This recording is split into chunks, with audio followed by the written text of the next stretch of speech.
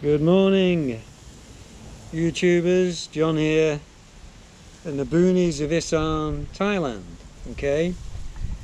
I hope this video doesn't go down into depressing anybody. It's no way meant to be like that in this world where we've been plunged into idiocy and darkness. But I'm going to talk about my narrowboating experience. Probably going back about 20 years ago now. I used to be an angler. I used to fish regularly the Leeds and Liverpool canal, and I would always look in amazement at when the cruisers and the narrowboats went past. I thought, I'm going to do that one day when I've got enough money. Excuse me, I've broken my glasses. I'm only on one limb. And I thought, well, I'll take them off. Yeah, one day I'm going to do that. So what I did eventually was able to save enough to buy myself a cheap Charlie 40-footer Springer narrowboat, which I purchased at I think it was called the White Bear Marina up in Chorley, and I bought it off an elderly couple who couldn't no longer survive the winters narrowboating, right? So they had to go into I think it was some sort of an elderly home complex, and they sold it to me for I'm not sure if it was 12 or 14 grand at the time, right? I've got the only two surviving photos of it was painted rather dull and dingy, and I started to have a go at revamping the boat.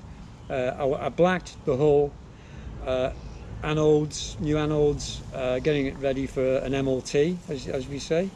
And the only pictures I've got, that's all I've got, two photographs. I'll show you this one first.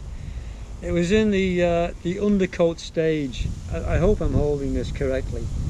I'll just move it around. There you go, see? This is when I took it from the White Bear Marina.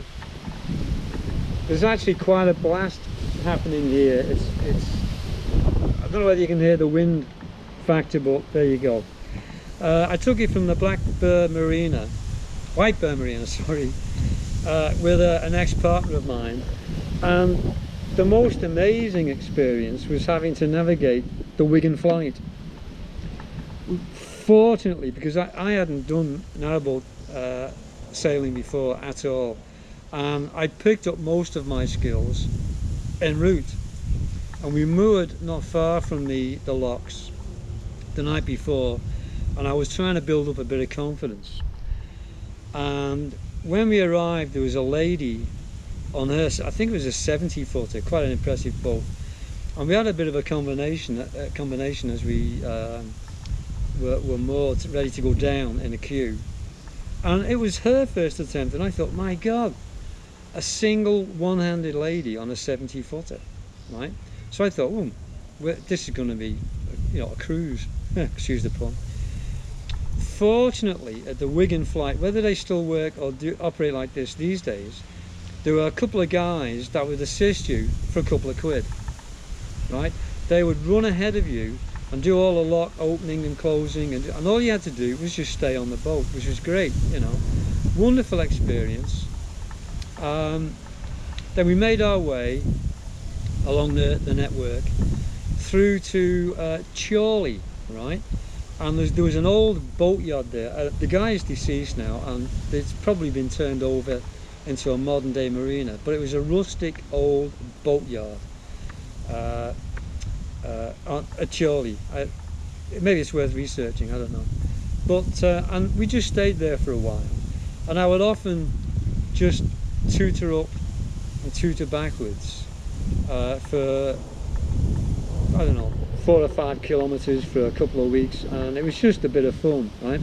And somewhere to go and chill out when I wasn't trading in my van. I had a van, and I used to travel around the UK selling my arts and crafts.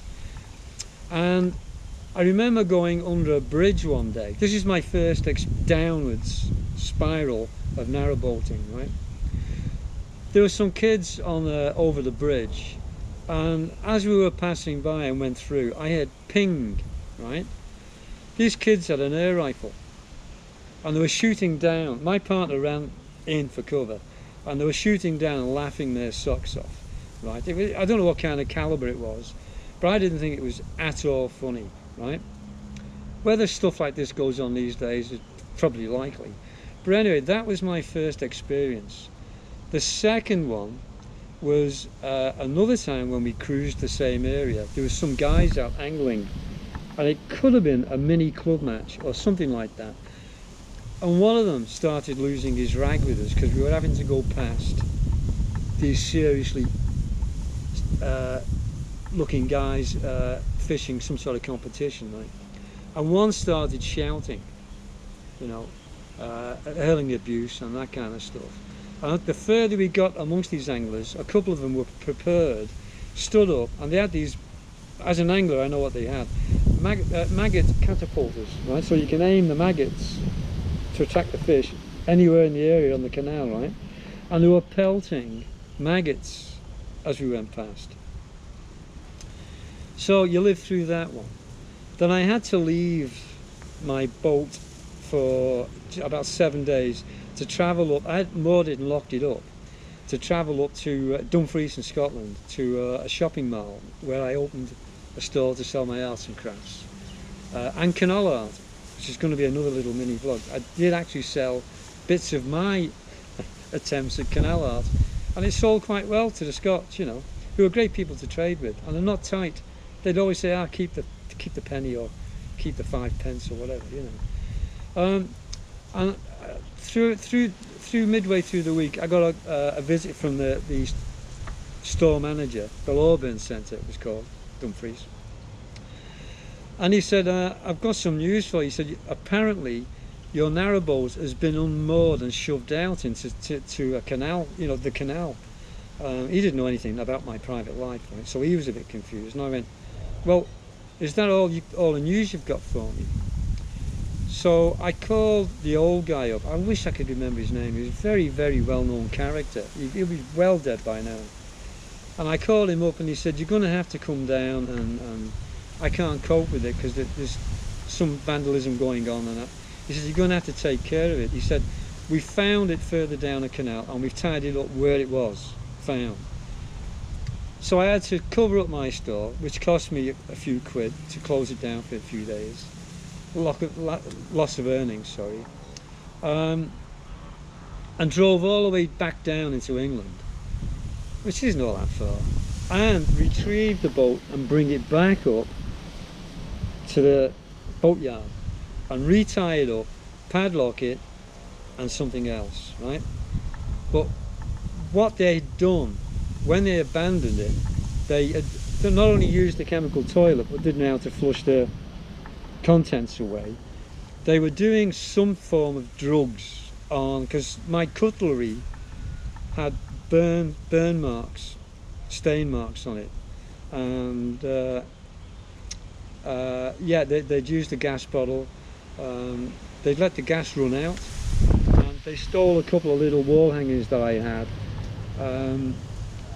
and I thought, oh hell, you know, I mean, what do you do? You know, so my sort of dream was beginning to collapse, right? But that's not the end of it, right? Months later, into the midsummer months, I took a trip to the boat to kick up the engine and give it a run, you know, to stop the arthritis setting in for the boat engine. And when I arrived at the boat, there was an angler had set up his patch and was heavily ground baiting at the stern of my boat, right? And oh, it was up for sale as well. I had it up for sale, and there was somebody interested, and I need to fire up the engines before they got there, right? And I said to this guy, "I'm sorry, you know, but I'm going to have to fire the boat up, start the engines." And he went, "No, you're effing not." So I said, "Excuse me, you know, I'm paying mooring fees here, blah blah blah." And so get down. There's a sample, the dog's coming. Go on, shove off. Sorry about that. They're trying. Every now and again they'll get up and try and chill out with me on the hook. But anyway, yeah, where was I? Yeah, so he started getting really aggressive and threatening, So I got out the boat and I walked, as you saw by the photograph here, there's a factory directly behind the boat, and I went straight to the offices and asked them could they call the local police, right? And they called the police and they turned up, right? And they calmed the guy down and told him he's going to have to move on, right? So the police came and said to me, you're okay, he's calmed down, he's not going to get aggressive anymore, he's going to move, right? Lo and behold, he moves, he goes back to his car, he doesn't carry on fishing, he's too narked to do that. I hope he's not getting boring, but this is the story of why I just quit narrowboating. It was just a bad experience. He got in his car about a couple of 100 yards away, and his wheels were spinning in mud on the embankment, right, to drive out of the boatyard entrance exit area. And the police were still in the area. So I got out the boat, I walked down, and he was well and truly stranded. So myself and the two coppers that turned up pushed him out, right, physically pushed him out and got him on his way. And he wound the window down. He did say cheers, and I says, well, lesson learned, mate, you know, anger management. I paid a lot of money to be moored there, you know, and you're just a happy come day go day angler. And he acknowledged that and he moved on, right? But I think after those episodes I just thought, oh, this isn't worth it. I'm getting more stressed than anything, so I put it up for sale, and it very quickly sold, right? I sold it for the same price as what I bought it for, and forgot the money I'd spent on trying to re-jazz it up. Internally too, I spent a few quid on the inside of the boat. So there you have it. And I hope in these days, where you are, security is a lot more tighter. But the way the UK is going now, with all the turmoil and whatever, I can't see any forms of anger or vandalism or anything abating at all, you know. But anyway, just a nod. Because I have been watching the latest narrowboat vlogs on people who've just hit the canals, hit the cut, cruising the cut and whatever, and they're all happy chappies, and I hope it stays that way for them. My next vlog, mini vlog, was I got into canal art, roses and castles, right? But I'll save that for another day, and I'll see how this vlog's turned out on the computer, and I'll get back to you with. I've got a good handful of photos of milk churns, cream buckets, other bits and pieces of roses and castles. So thanks for watching. Enjoy your happy days on the cut. I hope you don't get frozen in, right?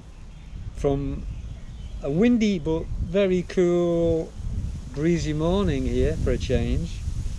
Goodbye for now, and thanks for watching. Cheers.